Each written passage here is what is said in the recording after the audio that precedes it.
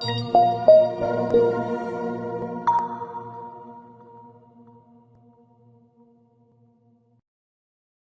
is a substantial risk of loss associated with trading forex, binary options, stocks, or equities, collectively, asset classes. Only risk capital should be used for trading. Trading in any asset classes is not appropriate for everyone. Past performance is not necessarily indicative of future results. No representation is being made that investors will make profits or will not sustain losses. Before trading in any asset classes, investors should consult with their professional broker, financial advisor, or financial consultant to determine whether trading asset classes is appropriate. Investors who trade in any asset classes should only do so if the capital used for this purpose represents funds that an investor can afford to lose without adversely impacting the investor's lifestyle. No trading strategy or methodology is without risk of loss. No trading strategy is risk-free, and no trading strategy can guarantee profits or freedom from losses. Investors risk losing the cost to execute any transaction, including associated commissions or fees. You should carefully consider whether trading in any asset class is appropriate for you in light of your investment experience and financial resources. Any trading decisions you make are solely your responsibility and at your own risk. None of the statements or materials in the Auvoria Prime chat rooms constitute a solicitation or recommendation to buy or sell. Welcome, Auvorians, traders of the world, clients, students, advisors. I have a whole group of folks that actually watch these and look and listen to these podcasts. This particular podcast, which is today, December 3rd, 2022, on planet Earth. My name is Steve Vetterl. I am the CMA of Auvoria Prime, also one of the managing partners of First Down Financial. We are a full service organization for money in Orlando, Florida, which is turning out to be a totally great place to live. I love it. In any case, let's get rid of my tailor-made golf select search criteria, trying to find a new golf bag. Got to be a golfer in Florida, even as rotten as my game is, but hopefully we'll improve. In any case, so there's not a lot of news next week, right? And as we're coming deeper and deeper into the holiday, there's, obviously less going on. There's less going on in DC. There's less for our policymakers to screw up. And there's less news, and I guess there's also probably less stuff for me to get wrong too, right? But this is going to be a pretty special broadcast because you're going to be able to listen to this and not have to watch the screen, okay? Because I'm going to go through all my trading rules, which I'm not sure I've done before. So, because I actually want a record of this, a lot have asked for this, and it will allow you to, do other things around the house or whatever you're doing at the gym, or hell, at the beach for that matter, right? And just listen to the rules, right? So I'm going to run through a lot of rules. I'm going to run through maybe just, a couple of comments. The second set of rules was taken from a very good trader. His name is Murad Askar at FT71 on Twitter. He is very good at what he does. He kind of has been a mentor of mine, even though we don't know each other personally. I have followed the guy for probably close to 12 years. And with, all the craziness that goes on in Furu, Guru, and, mostly just the fraudster land, I thought it would be important for everybody to just ingrain about 50 rules into your head in trading. So I'm going to go through the charts real quick of what took place this week. I'm not going to focus on it too much, other than to say that, Federal Reserve Chairman Powell did not pivot, although the market movements would tell you that. But here is the next week. It's now. Even though I downplayed next week, what do you see on the screen? Okay. This will set the tone for the rest of the year, plain and simple. Regardless of what Chairman Powell and many of the 12 regional federal governors have been saying from the Reserve Bank, next week's going to set the tone. Why? Because if these numbers are anywhere outside of where we expect as far as the actual numbers that print, things could be quite hairy. So I would tell you this. Going into typically a lower volume week, just from just a broad macro risk perspective in terms of volume, after about Friday, it's going to dry up. And especially if this number is wild, what's it going to create? It's going to create opportunities for chart patterns to present themselves that don't make any sense. It's also going to present a lot of opportunities to completely blow your account out if you're not paying attention to what's going on. Hey, Steve, are you telling us to stop trading for the month of December past Friday? Probably should. So that is the news. Let's take a quick look at the markets. Each of these represents a single day. This is the S&P 500, the index itself. Even though I have the spiders and the E-mini, which is the forward and continuous contract of the futures markets it trades, I use this one for analysis. This particular candle right here was a big move last week on some of those comments. What I think, and I'm not going to get into this too much. What I think the market sees right now is happy Santa. The election is past us. Even though there will be somewhat of a lame duck gridlockness, I don't know that anything's really going to get done for the next 2 years. Markets typically like that, even though that seems counterintuitive. The simple fact is markets like it when none of our policymakers can sort of, muddy up the waters, right? So now it's all going to be based upon what the inflation rates look like. If they even come in like slightly higher next week than we expect, this entire move off of this particular day, which is the 13th of October, could be absolutely elevator down. And now remember, I often say I can and am wrong, right? So you always have to think outside of the box. If that number's off, now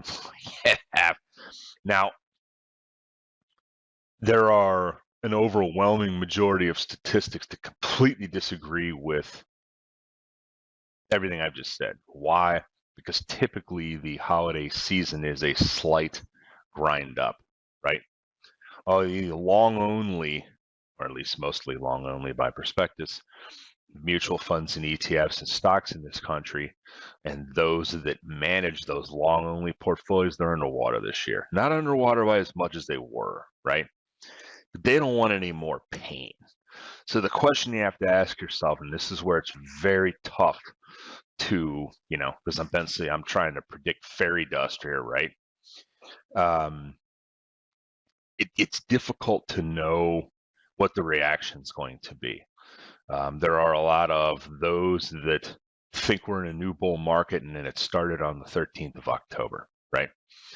Those are typically ones that are wicked long and or levered. So especially if one of those squawking heads is on television, I don't really put as much oomph, if you will, into it, right?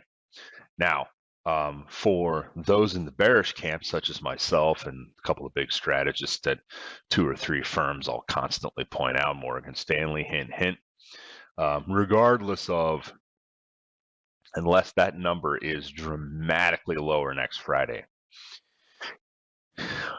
there's probably another full 100 basis points, essentially a full percentage point of increases in interest rates to be had by the Federal Reserve. Now, that last 100 basis points, remember, clients always get confused in this, but 100 basis points is 1 percentage point, right? We just break it down because it's easier to say, I was 60 bips on this or 30 bips on that. You're not sitting around trying to equate it into some sort of percentage breakdown, right? Like it's 0.6%. Everybody's like, what the hell is that? So you just say 60 basis points, right? That could absolutely be the nail in the coffin of the economy, and that's the concern. I mean, surprising to even me, the level of price decrease, albeit it was a lot of increase, at least in some of the big neighborhoods I follow in Florida, it's been pretty dramatic. I mean, we're talking probably 150K on a house that was right around $1 million. That's a pretty decent correction already, right? They really haven't gotten into the throes of this, but outside of real estate, they're still building homes. Nothing worse than the housing market. And look, I get it. Some areas are still in demand, but there's nothing worse in the housing market than to have lumber down and nothing selling in existing homeland and to have a whole bunch of inventory spilling out, right? Not good. But yet you saw a rally in the home builders because of that. So What's this all mean, Steve? You're driving me nuts with this longevity here. The and I say this honestly, a lot of times I get quite tangential on this stuff because it helps me sort of think through the process, because I want everybody, at least on Saturday morning, to know I'm coming into this research usually quite cold, meaning I haven't sat around for hours going through this and what I'm going to say. I want you guys to see how I formulate opinions sort of on the fly, right? Because I think it's the best way to go. And this also serves the purpose of putting, a good core macro view out, although it really hasn't changed. I'm just sort of fine tuning the edges, right? But just, keep in mind, my entire macro plan could be totally wrong, right? I don't hail myself out there to be some grand macro strategist, right? I'm just trying to read the tea leaves as I see best. And I will use others that are far smarter than me because I just don't have the time during the week, right? So, but I can come out and break it all down for you guys. So just looking at the chart of the S&P without getting down too many rabbit holes here, as I've mentioned before, 3,500 is the absolute floor. I would imagine next Friday we'll start the tone for whether we head to that floor or some point higher. Just keep in mind also the nice little trickery the market likes to pay on you, or I should say play on you, to hopefully pay on you, is that they will oftentimes take maybe good news that you may see next Friday, and I still think it would manifest itself into a massive short barbecue. But a lot of times when you see like really good news like that, it just winds up being a rug pull event towards the end of the day. I've seen it happen dozens of times. So don't be riding high with all of your profits and not having taken any, right? Be a little more greedy over the next week, in my opinion. Don't be a hero. If you have 3/4 of your position off, you got a nice profit, you want to let the quarter of your runners run, that's fine, right? But for gosh sakes, take some profits. Don't be a hero, because this is usually where you start getting into big losses, and then they turn into monster losses, and eventually they blow your account. So that's where I stand. Honestly, next week, even if we do blow this out, I don't really see us moving much past about this 41.99, which is a big move, but it is the top of the Bollinger Bands. It is also a previous missing notch. It is also a previous resistance high right under 4,200. There are many levels around here that this could stop at as well.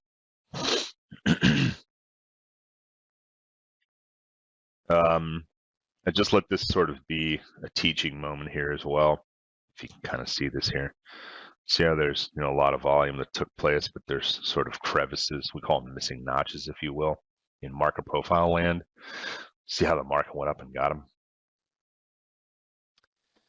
Ding, ding, ding. Let's take a look at the DXY. The bloodbath in the dollar has continued. This is probably better viewed on a weekly chart just because it cuts through the noise. I'll usually stretch this out. I want to see, not necessarily on monthly, but I want to see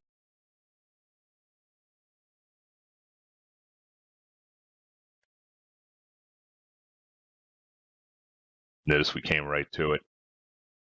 So this 104, I've talked about this a lot towards the beginning of the third quarter. See if it holds here. It could. If markets absolutely get clobbered next week, which could happen, obviously later in the week, I would think, this could rip right back up to 108. This whole zone.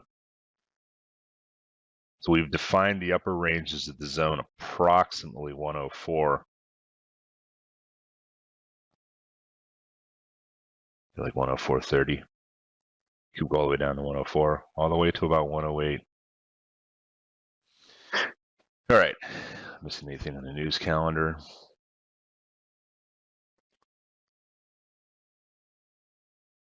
And remember, these are month over month. Okay. If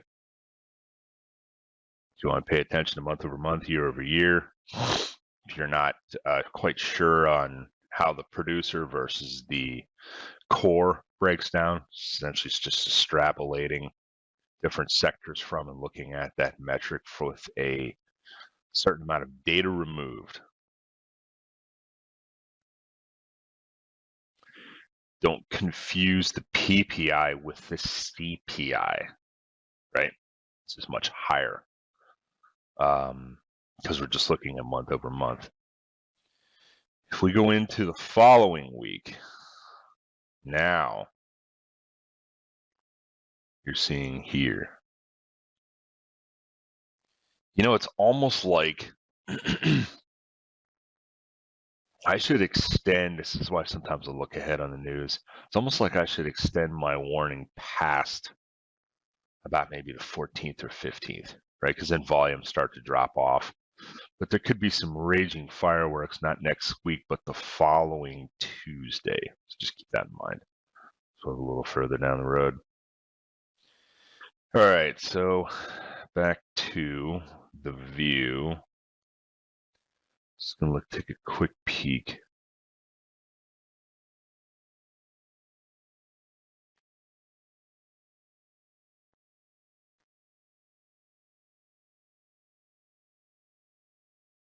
Got some markets running slow here. Let me just take one thing. I'm gonna do a quick speed up of systems. I've got a lot of stuff open on the screen. Let me just let this clean up just a bit. I got a lot of CPU usage. There we go. Anytime you see a lot of CPU usage after you've run through this sort of like cleanup mode, for those of you who don't know what this is called Advanced System Care, ASC. It's one of the better ones out there in my opinion. They have all kinds of gaming modes that'll go in and just scrub your system and turn off stuff. But typically, if you see the CPU, like I think a couple of weeks ago, my Saturday, I had a lot of high CPU throughout the whole time. Much of that was because it was downloading a operating system update for Windows 10. It took up. See how we're seeing this? Something's going on here. So let's go back. Keep an eye on that. All right, so Euro US dollars drop back to daily. Let's reset. Let's do a full screener. We're kind of at point of control. So it's come right back to, see this red line right here? We're kind of at the point of control. So all the volume that's executed, the highest amount of that volume is right at the center line. Good hold. Take a look at GBP. It's the USD.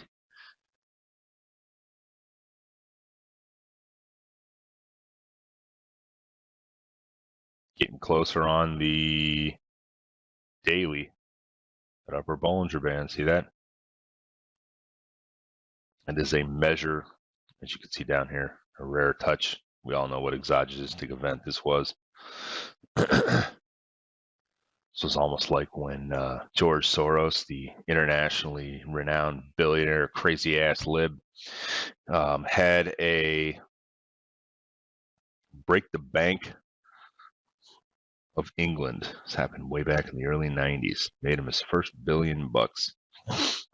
Set off his international life of nutsness. All right, so I'm seeing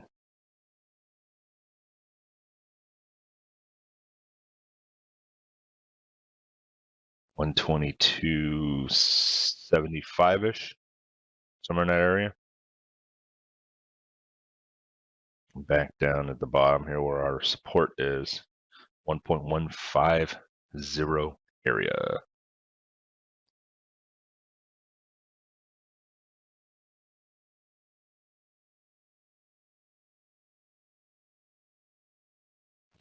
I touched on a lot of this week. I mean, everything's mostly going up in the majors and the dollar is mostly going down. So the levels I've detailed out. Quite interesting to see oil really hovering around the low. A lot of peeps didn't think that, did they?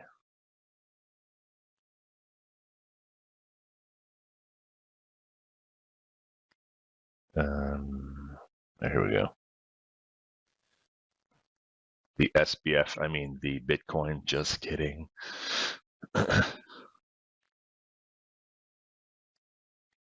Tell you if you guys want to, I've had a whole education in the world of crypto exchanges and storage and different coinage and scammage and all kinds of stuff that's going on in this arena. And, I'll tell you, for the folks out there that with at least, I find most of these projects and new coin releases to be scamish. Because you don't know who's getting paid and who's dumping inventory while you're trying to buy, right? I call that a scam. But I know there are teams of people that have probably put tremendous effort into putting out a decent coin, and sort of my hats off to those guys, because your boy SBF, he basically ruined it for you. So after this, it's going to be difficult for any institutionalization. Okay, let's just say that, right? I don't even know if that's a word. But if you want institutions to invest in digital currency, you have to remove this stuff from the system, right? There's a lot of bad players. There's no regulation. Look, I get it. They want to be DeFi. I understand that.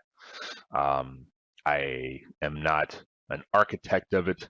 I probably understand the design and structure very basically, but I can tell you from the standpoint of an institutional person, right, or team or group or bank or wherever, right, if you ever wanted to have any legitimacy among this group, very, very, they run all the money on this planet. Let's just put it that way.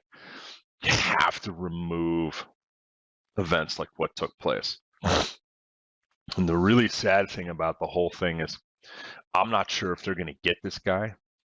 I would imagine probably some, and this is totally biased, so just don't hate me if you're Russian, but probably some Russian mafia guy that lost a whole bunch of money is going to try and off this guy, right?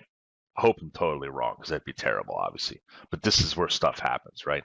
A lot of these big Bitcoin people have been picked off. And you can Google this to see this. So it's a dangerous place to play, right? Because it is just, there's a lot of bad actors in here. And I'm not armchairing quarterbacking after the fact. I've been harping on this for 2 years, and I continually come across people that have all of their net worth in crypto. All. I'm talking somebody that's 29 years old, that's 250 grand in crypto. They don't even know what it's like to own a regular brokerage account with a stock or a bond or cash in it, right? And if it all evaporates, in some of these cases, God help us, these people jumped off a bridge, right? So in the core problem with all of this, everybody's like, oh no, here it comes. It's risk management, just be diversified, right? You don't have to run out and buy. You could buy completely different stuff than I always talk about, right? I don't care. Just get diversified. That's all I'm saying. Save some face and don't go for the hot craziness, How many bazillion stories out there of tech this or tech billionaire that bought this NFT, spent this kind of money on it? Many of these people, if this gets really ugly in tech, and it already kind of is, but this gets uglier. Remember what I said about pain on the streets a few weeks back? These people are going to blow through all their money. They're going to have nothing. It's going to evaporate. So, be smart about it. There's nothing wrong with having, some gold bullion sitting in the safe, some cash. There's nothing wrong with having a brokerage account at your favorite brokerage firm. As long as it's not Robinhood. Just having a, regular investments. What's wrong with having an investment property outside of your house if you have already purchased, right? Again, so just, be diversified, have some stocks in your portfolio. Yeah, it's boring. No, but some of them gone up an absolute ton over the last decade, right? Hint, hint, NVIDIA, right? So there's a million stories like that. Pick up a copy of Investor's Business Daily and, study it. It shows you all the 14 things that typically line up before a stock makes its major price advance. And as it's breaking out, if you want a little more fun, buy the options if they're actively traded, right?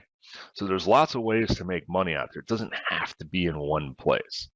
And I feel bad because I'll tell you, a lot of people are just going to stick their head in the sand on this. And many of them will just not become investors like ever again. And that's really too bad. So again, we're essentially looking for, between 5 to 9,000 on this crypto chart. It's just been amazingly frozen. It's almost like everybody's watching this SBF stuff play out, and, wondering why haven't they gotten this guy? But, if you read a little deeper into this, I mean, this guy's given a ton of money to a ton of different people, including the Bahamian authorities, right?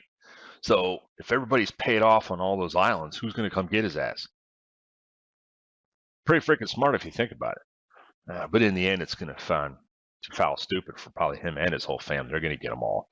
So in any case, I'll get off my soapbox. Let's talk about some trading rules. So these rules are by no means in any particular order, okay? I consider this to be the holy grail in trading. Why?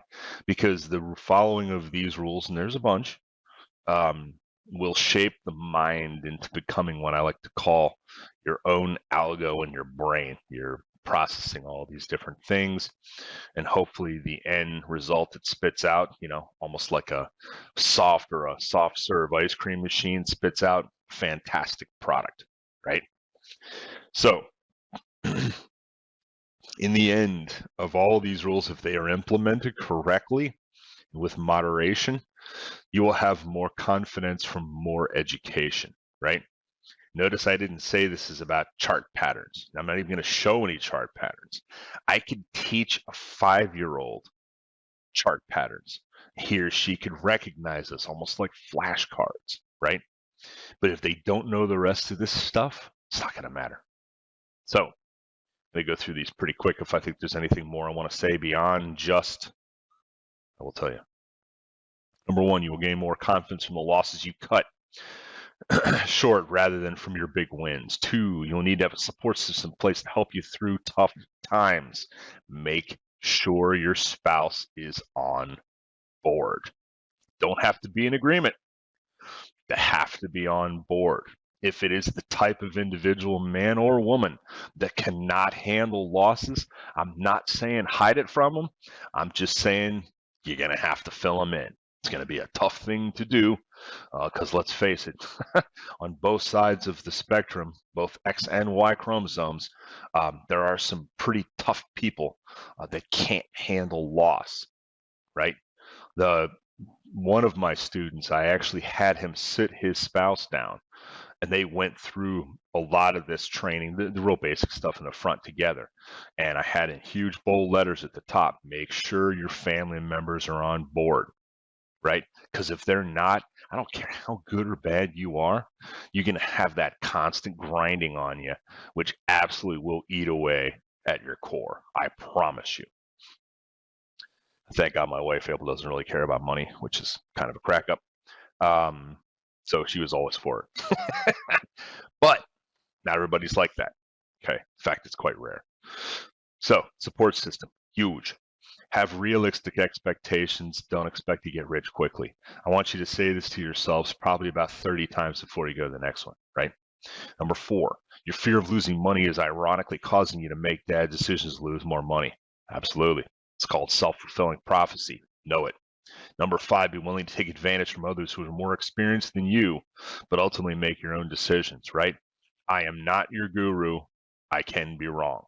Learn to build your own fishing boat rather than fish off of somebody else's, right? Or have somebody hand you a boat. They can hand you a boat, but if you don't know how to operate, you're going to sink it. Maybe you just won't catch any good fish. So 6, the more pressure you put on yourself to make money in the market, the more difficult it becomes to make money. True. 7, don't be so critical of your trading mistakes. We all make them. Just learn and move on. The definition of insanity is doing the same thing over and over and expecting a different result, right? Don't be so critical. Learn. Journal, right? Best traders have internal confidence. Much of these rules based on that. They don't listen to the noise around them. Instead, they focus on themselves and what they can control, right? The market can and cannot come to you. Don't force the market to come to you. Number 9, most important thing in trading is not being right, it's making money. Focus on statistics, right? If necessary, some will say cover up your P&L. If you are the type of person that gets all emotional surrounding the growth or the decline in that number, cover it up. If you stop relying on someone else's trades, you will be mind blown by how fast progress you can make of yourself. This basically is a statement of, I don't believe in other trading rooms. I do believe in them to get you up to speed. But the crutch of that is that in most of these trading rooms, I don't care if he or she is killing it. You're watching that and it's giving you false confidence, right? I saw a trader that was probably one of the best ever in the futures markets. He could put a trade on. I mean, obviously, if the market's ripping up or down, you're not going to do that, but you're going to wait for it to settle out. But or you're going to wait for some sort of slingshot pullback. But he literally could put a trade on almost in any spot, as long as it wasn't nuts, and make money on the exit. It's crazy. Even if it was a tick or two, just by reading order flow, chart patterns, obviously some of the the AMT market profile build outs I'm always talking about. 11, most trading errors can be minimized by sizing down. That's in red for a reason. Just like number 23, these two go together. All my biggest losses came from my biggest wins. Remember these two. You can flip-flop these two if you want. 12, be patient. Don't rush into trades just because you're excited. 13, never try to make up for lost ground all at once. 14, focus on your process, not on the outcome of each individual trade. 15, one undisciplined trade can undo months of progress. That's one I recommend reading yourself 20 times. No matter how the confident you are when you trade, remember that the outcome will always be random, right? That's that dealing with ambiguity thing that I constantly talk about. 17, focus on your long-term goals and don't get discouraged by short-term setbacks, right? Think about a horse that may trip over, another horse or something like that in mud. They have blinders on. In many cases, they just continue to run the race. Hopefully, if they're not falling over, they can, make it up through the pack and maybe win the race, right? So just view it that way. 18, sometimes the best thing to do is nothing at all. I talk about this constantly. I've had clients come to me and say, Steve, we're paying your firm a fee and we're sitting in cash. Yup, that's right. Well, wait, you're not doing anything for us. Yes, I am. I'm protecting capital.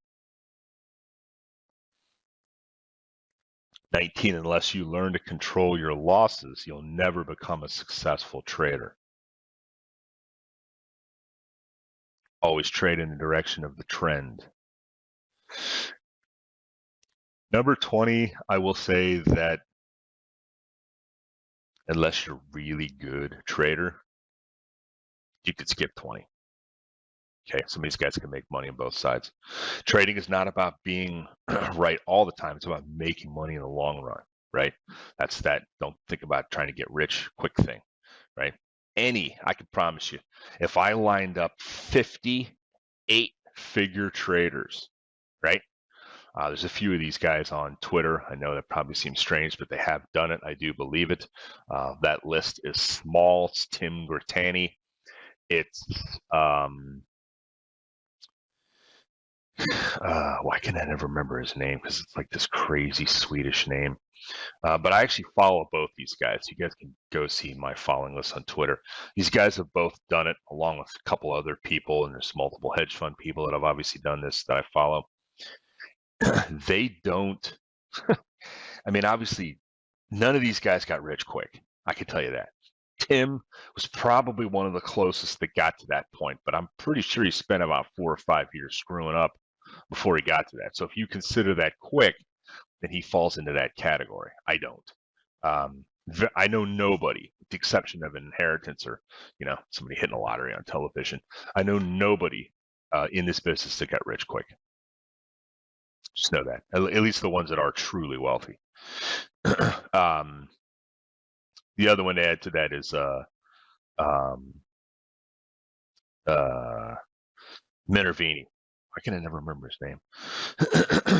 Go look him up. In any case, don't pick tops or bottoms.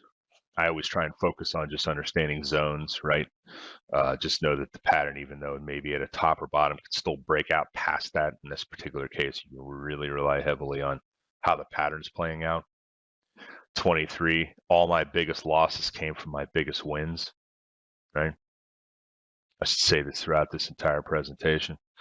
24, the only way to become a good trader is to first be a bad trader. Now, I put this in because this is the case. It was not the case with me. I did lose money, but I think in the entire history of losing money, I probably lost somewhere near about 30 grand.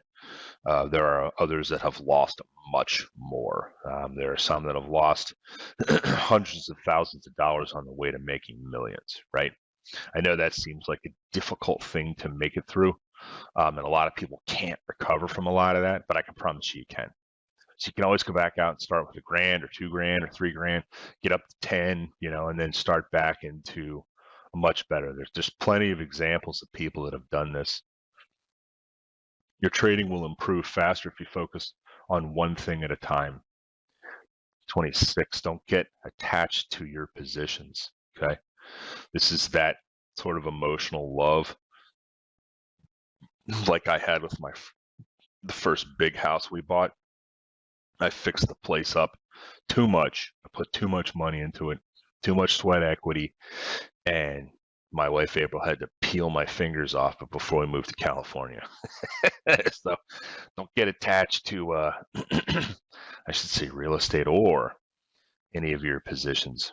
27, it's important to enjoy the process. If you don't, you won't stick with it long enough to be successful. This is kind of like, have my fun. A lot of people actually take a sabbatical after they've done well. There are people that take a sabbatical if they can afford it after they've done poorly, right? So there's always a different perspective that can be gained when you come back into viewing something. 28, don't overcomplicate things. Keep your trading simple.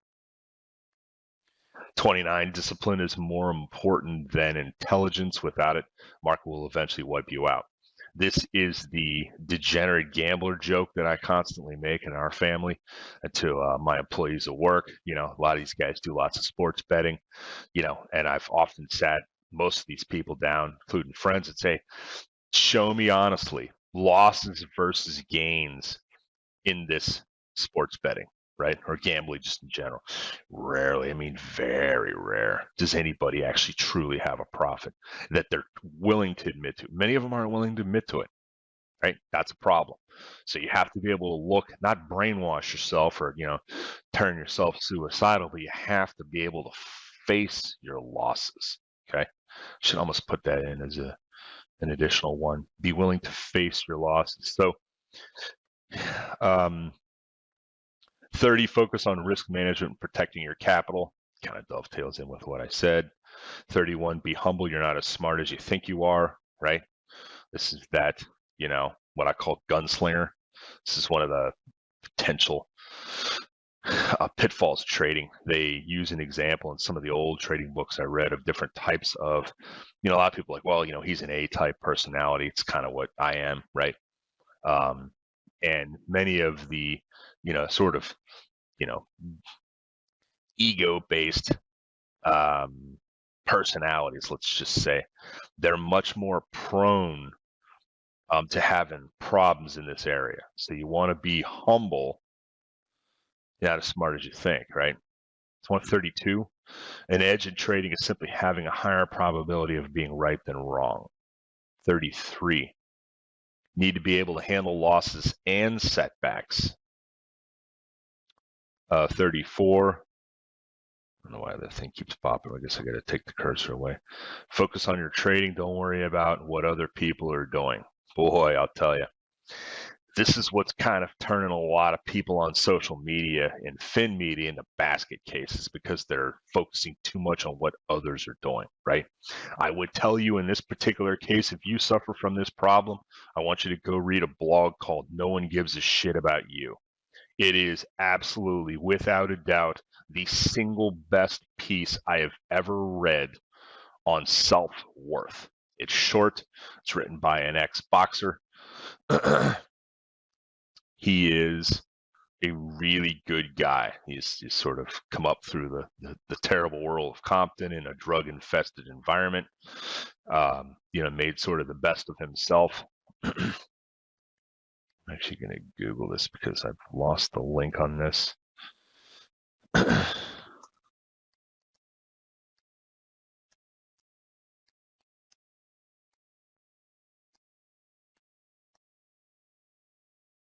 Okay, so here it is right here.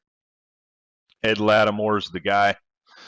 This is really good. I've gone through this many times, and I'll tell you, I have had friends read this. I've had my children are probably sick of hearing me talk about this. There is no more truth written in however many words this is than anything I've ever read. And it is a lot of this is rooted in Carnegie. It's rooted in all of the Napoleon Hill books. It's, a lot of these self-help books in the past talk a lot about this. And I think you guys should read it. All right, 35. You need to have a clear head about making the best trading decisions. There's lots of stories of people who do like working out or meditation. There's actually good meditation videos on YouTube if you get into that Zen stuff. Staying away from obviously drugs, gambling, any kind of social disorder, right? Alcohol, that kind of stuff. These things just do nothing but clog up your trading decisions. 36, focus on making good trading decisions and the money will come, right? Kind of like, hey, if you've forgotten the other 35 things I've just told you, 36 isn't going to matter. 37, you don't need to trade every day. In fact, you shouldn't. Okay. A lot of the best traders out there, and much of the list that I've talked about, which is probably about 9 or 10 individuals I follow on Twitter, some are more active than others. They don't do that much trades. They're not in trading every day. A lot of times they'll take sabbaticals. The more successful you get, I would argue the more sabbaticals you should take, right? Like go on vacation or just stay away from trading or go do something else, right? Go do some charity work. There's all kinds of fulfillment that can come from, doing well. Focus on giving back. And, I'll be the first one to admit I just didn't see this mostly in my egomaniac and rage-filled 20s, right? Thought it was great. Wasn't. And it just got in the way of any sort of like self-fulfilling progress that I could have had almost a decade in advance jump on, right? So, don't be that person because at the end of the day, no one gives a shit about you. So, need to be able to admit when you're wrong. I have clients that joke, hey, it's just these podcasts, you always talk about being wrong, but you rarely are. Yeah, I'm wrong. Take some time off trading periodically to recharge and refocus on. 40. Most traders don't develop the necessary discipline until they have felt the pain. That's how it worked for me. I felt some pain. Keep learning and growing as a trader. There's always room for improvement. 42. Focus on quality over quantity. It's better make a few good trades than a bunch of bad ones, right? Like I said in the earlier one, you don't need to trade every day. 43. If you hesitate when it's time to execute, you haven't completely accepted that the outcome of every trade is out of control. So I swear, like in the Trader's Almanac, the definition of ambiguity should be this. The outcome's completely out of your control. Okay. That's ambiguity. 44. Don't try to predict the future. Focus on what's happening right in front of you, right? Like I said, don't get caught up in all these knuckleheads on FinTwit or any of the Fin Media knuckleheads. Focus on what's going on as far as what's on the screen, okay? 45. You must go through the bad trades to get the good ones. Oops, read that again. You must go through the bad trades to get to the good ones. Very true. 46, trading is an art that you spend your whole life perfecting. Yes, you are always growing and learning.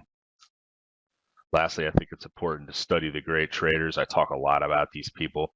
There's a lot that could be taken from some of the best ones in history, but honestly, since things have changed, I think that we, at least in the best traders that share a lot of their educational content, they have a much greater mentality understanding than we did in the old days. So I'd say that study the current group of superstars, right? You can use like a James Clear, Atomic Habits type thing, which I think is probably one of the better books that's been written on this stuff.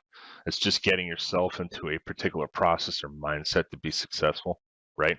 Now, if you've remembered in the old days, one of the crazy things about, I forget whether this is Michael Jordan who was this, but during a particular training in the spring, this is a long time ago, this is way back in like the 80s, they noticed one of these superstars, was at the free throw line. He was practicing his free throws, but then he would go sit on the bench and he would just run through the motions. It's almost like being in some sort of like, like a meditation zone and just picturing himself doing it, right? How would you be thinking, standing, feeling, right? What would sort of be going through the whole process before you make a free throw at the line, right? I always thought that was real powerful, right? So, because in the end, if all of this shakes out and you can execute on most of these rules with a reasonable amount of success, you will be in the zone, right? And not every basketball is going to win the hoop, right? Not every trade's going to work, but most of them will, because you'll be able to see and envision where they can go. Does that make sense? So it's almost like you're throwing the ball in the air and you can envision it going through the net, right?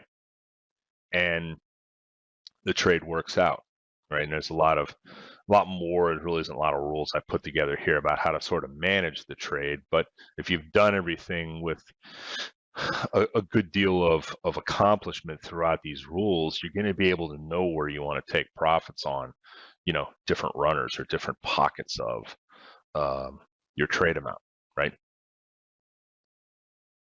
I keep one just because I cut my teeth in the futures markets. I keep wanting to say cars. Trading 3 cars, 5 cars. I had 10 cars on. A lot of people are like, what the hell are you talking about? 48 is you can do everything right and still lose money. Yes, you can. Just understand that ambiguity thing. 49, nobody needs to know where the market is going to go. You don't need to. You don't need to know. You just need to react on it, right? I suffered from this in my 20s. 50. Always stay humble. Arrogance is a quick way to lose money in the market, and I will leave with that. So I wish everybody a great week. I will post these rules verbatim in the Telegram chat window. I will wish everybody an excellent holiday weekend. Go out and buy the biggest, tallest Christmas tree. The ones that don't fit in your house are the most fun to try and get out of your car or SUV. May the trades be with you.